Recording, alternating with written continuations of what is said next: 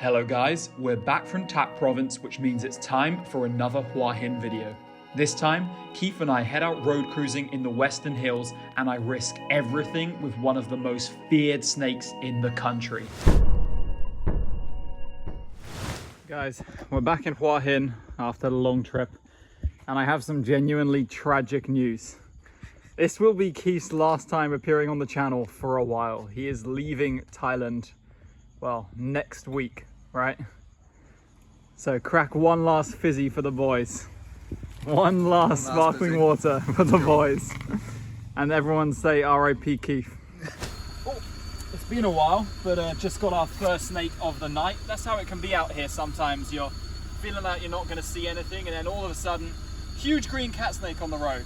These have really been a feature of our Hua Hin videos. Like, honestly, you don't always see these out here, but right now, this time of year, they seem to be very common. And this time we got probably, maybe not the longest, but for sure like the thickest green cat snake I've seen in a while. And actually, for once, it seems to be in really good condition. This one isn't covered in scars. This one, not too scarred and not too traumatized because of that. And that's why it's not acting particularly defensively against me. It's not biting off the rip.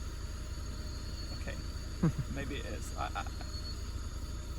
Cyanea, in my opinion, this species, Boiga cyanea, is definitely one of the most defensive boigas. Like, most of the boigas, you find them in the forest, you pick them up, they hardly react. Maybe if you let them rest their head on you, they might try and give you a nip. But like,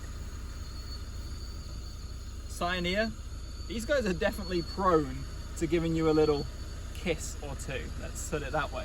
But let's have a nice little close-up. Come take a close-up of the head, because I'm actually able to do that with this one.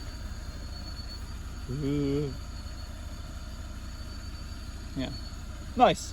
Always great to see one of these, especially one looking so healthy as this. It's clearly living a good life, living off a diet of birds and lizards. This is basically all these guys eat. Yeah, lovely snake. Let's let this guy get back to his... Nope, you were going this way. See ya. It took a while for us to start having some snakes appear, but this time is a big sunbeam crossing the road.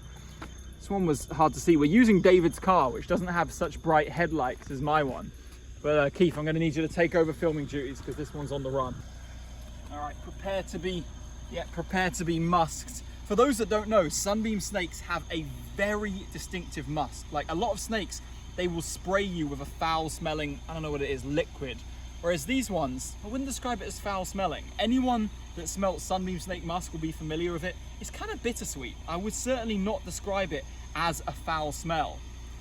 So yeah, we have a kind of running jokes with those, and sunbeam snake cologne has been banded around, especially as it can be slightly difficult to wash off sometimes. But for sure, this is one of those snakes I never even have a question about picking up. Some snakes, like reticulated pythons and stuff, I'm like, do I really want to smell bad for the rest of the night? With sunbeam snakes, I'm more than happy to smell like this. Now come and take a close-up of these guys.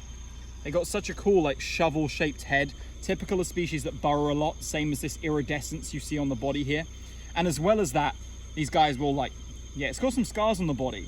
I guess it's been maybe been scratched up by some rats. Maybe it predated some snakes. These eat literally anything. They are real generalists, and they will eat almost anything they can fit in their mouth. Very, very adept hunters, very fast, very stealthy, good at moving around through all different types of habitat, from water to even under the layer of soil. So yeah, always nice to see a northern sunbeam snake. Pretty little thing, and never bites, of course. For those that don't know, sunbeam snakes, biting just isn't there in their defensive arsenal. What's in their defensive arsenal is wriggling and spraying you with a musk that doesn't even smell bad. So some snakes, you know, they don't need to do any of those foul things. I'm gonna let this one go. This tonight is kind of turning into somewhat of a repeat of the previous nights we've done out here. One pass though, after like we spent about an hour out here with no snakes, and now in one pass we've got 3 snakes, 3 back to back. Obviously it feels like a bit longer because we spent some time filming with each of them, but this male white-lipped pit viper with this big scarring above its right eye is yeah, getting off the road in its own accord. Keith, come here, start free handling this. I need a viral video. All right, let's go. I need another viral video, bro. Come here. Just like pour ketchup all over your hand and be like, bloodiest snake bite I've ever seen. Do you still have any scars from that cookery, by the way? Nah, they're pretty much healed like already. So let me see. Just here, pretty much gone. Well, you can see there's like kind of like there's a little scarring there, a little bit there, and there too. Shit. So you guys might be wondering, what is this snake at Keith's feet? Is it a crate? Well, obviously you can tell by the way I'm picking it up. It's not a crate. This is actually one which we were close to considering to being a rare snake in the previous video. Come take a close up so you can see. This is Davison's bridal snake. Of course, viewers of my Hua Hin series of videos will be familiar with this one because, well, every time we found one, it was a big deal. And that's because these are genuinely very, very uncommon around here, especially where we live. But even out here in the Western Hills, according to people who live here in the area, they don't show up that often at all. I've only ever seen one out west before, in comparison to 3 or 4 I've seen over in our Hua Hin area. So you could definitely consider this to be a rare snake, rarer than some of the stuff, perhaps some of the stuff like Burmese pythons. In total, you never know. But yeah, as you can see, really pretty little snake. You can come take a close-up here. Chocolate coloured with those yellowish cream bands. Would you look at that, guys? Davison's bridal snake. It's been quite a successful night of cruising. It kind of was slow for a bit, and now it's been really solid, and I'm certainly happy to see this. Always very, very happy to see Davison's bridal snake. So what I have in my hand right now, and sorry about the dogs, but yeah, what I have in my hand right now is something which really pisses me off. It pisses me off a lot, but I figured you guys might be interested in it, so take a look here. This is a Sicilian, and you may be wondering, why does this piss you off?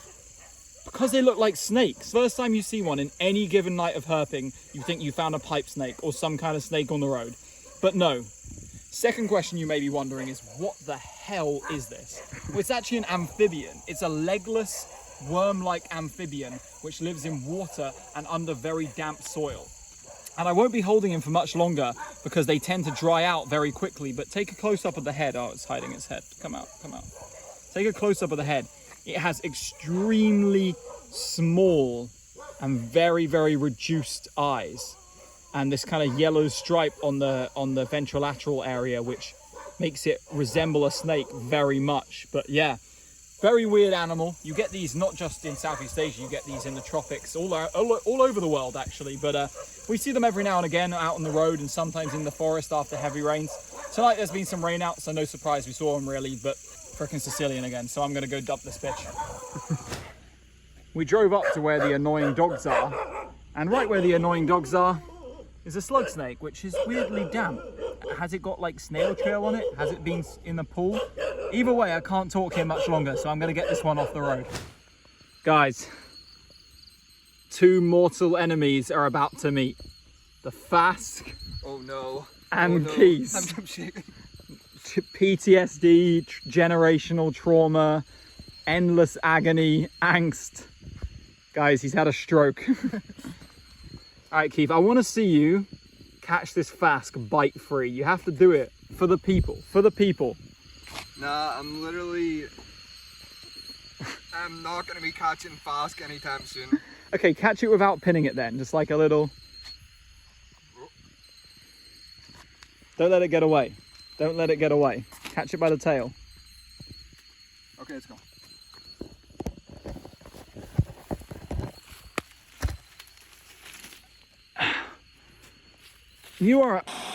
I'm going to have to show him how to catch this Fask. And basically what you do is you pick them up by the tail like this. You see? There you go, Fask caught. Not that difficult, is it? This is all you had to do. No pinning involved. Should I go for the pin? Go for the pin. Do it.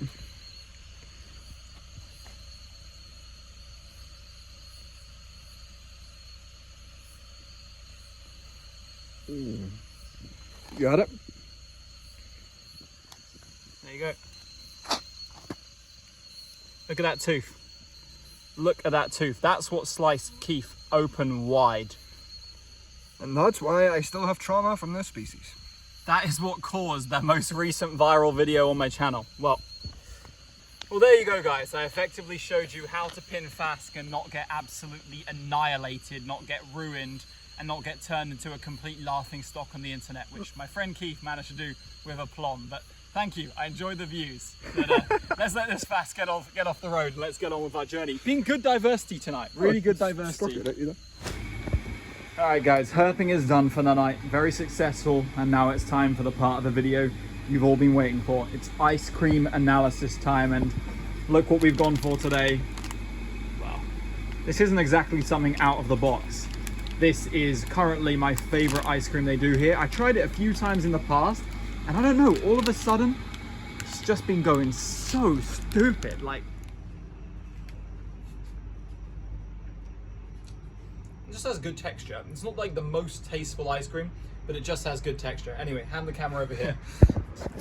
So, as I mentioned earlier in the video, this is going to be Keith's possible last time on the channel for a while. And why is that? Talk to me. Well, it has been a pleasure, folks. However, it's my last time on Rupert's channel for the foreseeable future. I am moving to the Philippines to attend to more serious business. Yeah, it's been a pleasure on the channel. You know, one of the coolest things is obviously people have gotten to know me through Rupert's channel, even people who herp in Southeast Asia. Made a small bit of a profile for myself. Yeah, it's been an awesome time. Can't wait to do it again. No one even really knows who Keith is. Like, I just met Keith back in the UK, and we just happened to be moving to Thailand at a similar time, and you were very new to like herping. You went herping, I think, for the first time ever properly with me in the UK. Oh yeah. Yeah. And then it turned into like, you're actually pretty damn knowledgeable now on Thailand snakes, like, I'm not gonna lie. Not bad. Not bad. Yeah. But Still can't hold the cookery though. Yeah. Well, all right, guys. I'm gonna wrap this video up here probably, or pick it up tomorrow with whatever I get up to. But yeah, say goodbye to Keith, guys, and I'm sure you'll be back at some point. Oh, for sure, for sure. I mean, he's only living like a short flight away. It's not like he's going back to Europe or anything. Here it is, David's old banger. What's with the new like healthy eating obsession? But then I remember you were saying felt like you were developing a bit of a gut and you wanted to maintain some kind of ecto status. Yep. Snake. Sunbeam again. What was that? Sunbeam? Let's be quick though, because it can get